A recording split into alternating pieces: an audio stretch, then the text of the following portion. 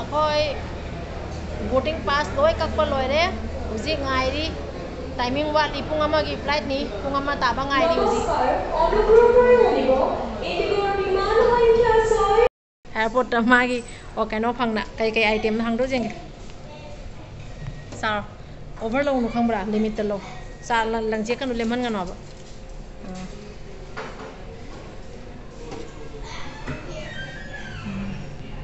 sari sono jam lo no mon ok tra lo se so lai Boleh. Tuh teman. Kamu jalan. Rice lo dah. Kena itu kena sob semarang ni. Kena enggak. Enggak tang lo ani kalau no. Sana mo ya, Pak. Sana tu. Katang kalau. Atum boy lang Sana ni. Angkau terlalu saja. Saya kayaknya jauh. Idli dah jauh.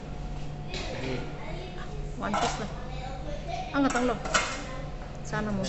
Sana ni.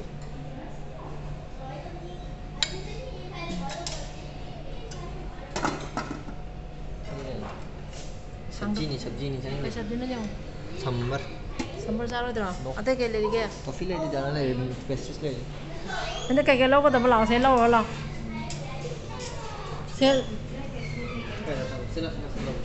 Kilogram butter question ले butter को किससे butter question है ना चीज़ है चारो चारो butter मसाला से खा लो दो Jadi chutney lo.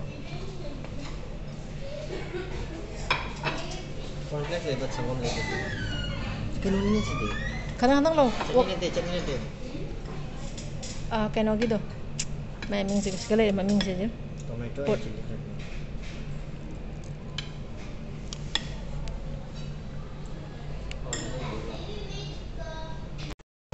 Ichina maya mai husi Guwahati airport terpami ngale gadi boarding tawrani ado mayamda mo ucharake makhata na ngasi Manipur dadi ngale thungani ai ichina mayam gi donation piba chachari mayamna kapi rakwa donation khara duga ai YouTube te lakwa khara duga tawraga ado hoen len ka bada mo ulake mayam ichina mayam ngale gadi yorani husi paina ba thorang tawre ado na yam kanna ngang aroige sigai mayam passenger marak phamani na ko do hoyeng makha taraga mu imphal joroga mu ulake chino mayam aduga khoina chatto mafam duna mathang video da hapake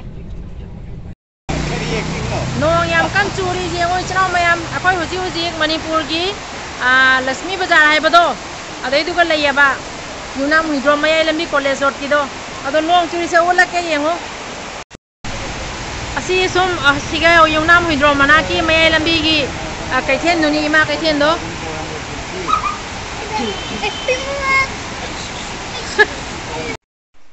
nong yam kan churi kadon kadon chatoi no khang